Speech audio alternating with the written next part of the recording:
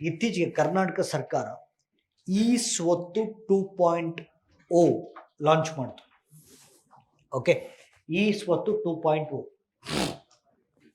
Sir ನೋಡಿ. First point number 1. Okay, so ಇದು implement ಮಾಡ್ತಕ್ಕಂಥ ಇಲಾಖೆ ಯಾವುದು? ಕರ್ನಾಟಕ ಸರ್ಕಾರದ ಗ್ರಾಮೀಣ ಅಭಿವೃದ್ಧಿ ಮತ್ತು ಪಂಚಾಯತ್ ರಾಜ್ ಇಲಾಖೆ. Okay, department of Panchayat Raj. Yes, ನೋಡಿ ಮಾತಾಡ್ಬಿಡಿ ಸರ್. RDPR ಇಲಾಖೆ ಅಂತ ಕರಿತೀವಿ. RDPR. ಓಕೆ, ಸೊ RDPR ಇಲಾಖೆ ಅಂದರೆ department of rural development and panchayat Raj, ಗ್ರಾಮೀಣ ಅಭಿವೃದ್ಧಿ ಮತ್ತು ಪಂಚಾಯತ್ ರಾಜ್ ಇಲಾಖೆ. ಓಕೆ, ಸೊ ಯಾರು ಬರ್ಕೊಳ್ತೀರಿ ಏನೋ ಅವಶ್ಯಕತೆ, ನೋಟ್ಸ್ ನಾವು ಕೊಡ್ತೀವಿ, ಆರಾಮಾಗಿ ಕೇಳಿಸ್ಕೊಳ್ಳಿ. ಎಷ್ಟು ಅಂತ ಬರೀತೀವಿ ಮೇಡಮ್, ಅವ್ರು ಬರ್ಕೊಂಡ್ರೆ ನಿಮ್ಗೇನು ಕಷ್ಟ? ಏನು ಕಷ್ಟ ಏನಿಲ್ಲ, ನಾವೇ ಕೊಡ್ತೀವಿ. ಕಷ್ಟ ಪಡಬಾರ್ದು ಅಂತಲೇ ನೋಟ್ಸ್ ಕೊಡ್ತೀವಿ.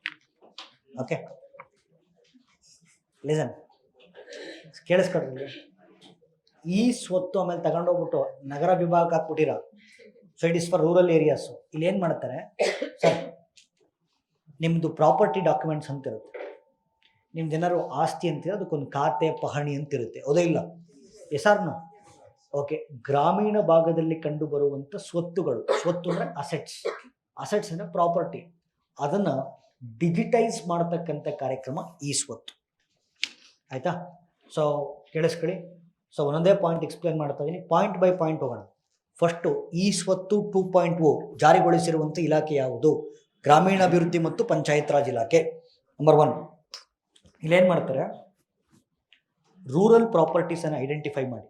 ಲಾಭ ಏನಾಗುತ್ತೆ ಅಂತ ಹೇಳ್ತೀನಿ, ಇದರಿಂದ ಲಾಭ ಏನಾಗುತ್ತೆ ಅಂತ ಸುಮಾರು ಮಾಹಿತಿ ಇದೆ, ದಯವಿಟ್ಟು ಕ್ಲೀನಾಗಿ ಕೇಳಿಸ್ಕೊಳ್ಳಿ.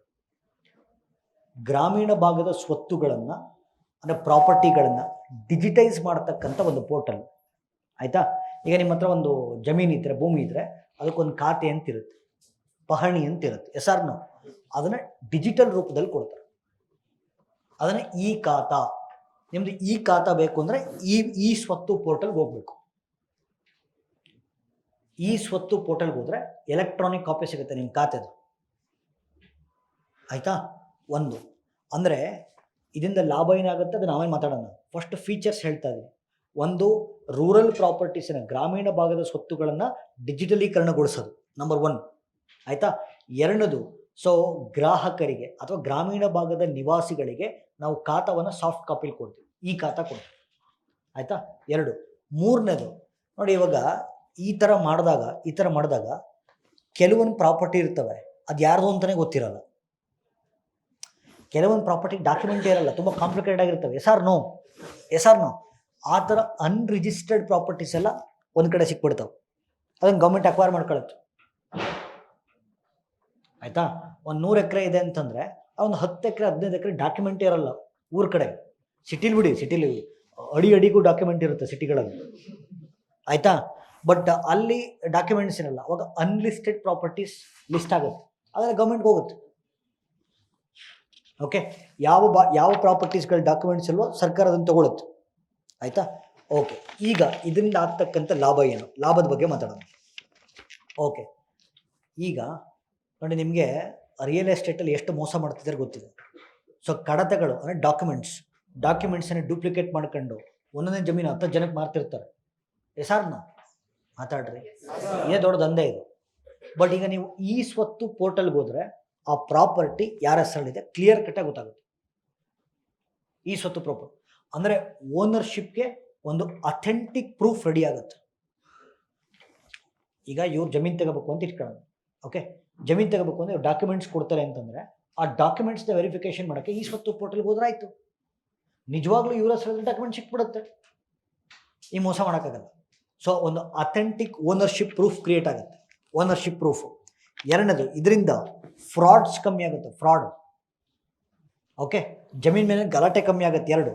ಮೂರನೇದು ನೋಡಿ, ಈ ರೀತಿ ಕರೆಕ್ಟಾಗಿ ಪ್ರಾಪರ್ಟಿಗಳನ್ನು ಪತ್ತೆ ಹಚ್ಚಿ ಅವರು ಡಾಕ್ಯುಮೆಂಟ್ ಕೊಟ್ಟಾಗ ಸರ್ ನಿಮ್ಮದು ಅಸೆಟ್ಸ್ ಎಷ್ಟಿದೆ ಅಂತ ಗೌರ್ಮೆಂಟಿಗೆ ಗೊತ್ತಾಗುತ್ತಾ? Yes or no? ಇಲ್ಲ ಟ್ಯಾಕ್ಸ್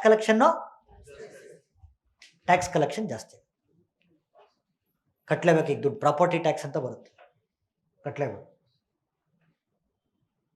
ಆಯಿತಾ? ಯಾಕೆಂದ್ರೆ ಹೌದು, ಈಗ ನೋಡಿ ರೇಷನ್ ಕಾರ್ಡ್ ಕೊಟ್ಟಿದ್ರು ಗೌರ್ಮೆಂಟು, ರೇಷನ್ ತರಕ್ಕೆ ಕಾರಾಗ ಹೋಗೋದು ಅಂತ ರೇಷನ್ ಕಾರ್ಡಲ್ಲಿ ಕ್ಯಾನ್ಸಲ್ ಆಯ್ತೀವ, ಹೌದಾ ಇಲ್ಲ? ಯಾರ್ಯಾರು 4 ವೀಲರ್ಸ್ ಇದೆಯೋ ಅದ್ರಲ್ಲಿ ರೇಷನ್ ಕಾರ್ಡ್ ಕ್ಯಾನ್ಸಲ್ ಆಗಿದೆ. ಯಾರ್ಯಾರು ಸ್ವಂತ ಕಂಪನಿಗಳನ್ನು ಇಟ್ಕೊಂಡಿದ್ದಾರೋ, ಸ್ವಂತ 4 ವೀಲರ್ಗಳನ್ನು ಇಟ್ಕೊಂಡಿದ್ದಾರೋ, ಕಂಪನಿಗಳು 4 ವೀಲರ್ಸು ಎಲ್ಲ ನಿಮ್ಮ ಆಧಾರ್ ಕಾರ್ಡಿಗೆ ಲಿಂಕ್ ಆಗಿರ್ತಾವೆ, ಅದೆಲ್ಲ ರೇಷನ್ ಕಾರ್ಡ್ ಕ್ಯಾನ್ಸಲ್ ಮಾಡಿದ್ದಾರೆ. ಓಕೆ, ಯಾರು ಇನ್ಕಮ್ ಟ್ಯಾಕ್ಸ್ ಕಟ್ತಾ ಇದ್ದಾರೋ, ಸ್ವಂತ ಕಂಪನಿಗಳನ್ನು ಇಟ್ಕೊಂಡಿದ್ದಾರೋ, 4 ವೀಲರ್ಸ್ ಇಟ್ಕೊಂಡಿದ್ದಾರೋ ಅವ್ರದ್ದೆಲ್ಲರದು ರೇಷನ್ ಕಾರ್ಡ್ ಕ್ಯಾನ್ಸಲ್. ಭೂಮಿ ಎಷ್ಟು ಎಕರೆ ಇದ್ರೆ ಆ ಥರದ್ದೇನು ಮಾಡಿಲ್ಲ, ಇನ್ನು ಲ್ಯಾಂಡ್ ಹೋಲ್ಡಿಂಗ್ ಜನರೇಟ್ ಆಗಿಲ್ಲ. 4 ವೀಲರ್ ಇದ್ದರೆ, ನಿಮ್ಮ ಸ್ವಂತ ಕಂಪನಿ ಇಟ್ಕೊಂಡಿದ್ರೆ ಸರ್ಕಾರಕ್ಕೆ ಇನ್ಕಮ್ ಟ್ಯಾಕ್ಸ್ ಡೈರೆಕ್ಟ್ ಟ್ಯಾಕ್ಸ್ ಕಟ್ತಾ ಇದ್ರೆ ನಿಮ್ದು ರೇಷನ್ ಕಾರ್ಡ್ ಕ್ಯಾನ್ಸಲ್ ಆಗಿದೆ. ಲ್ಯಾಂಡ್ ಹೋಲ್ಡಿಂಗ್ ಇನ್ನೂ ಟಚ್ ಮಾಡಿಲ್ಲ, ಆಯಿತಾ? ಓಕೆ.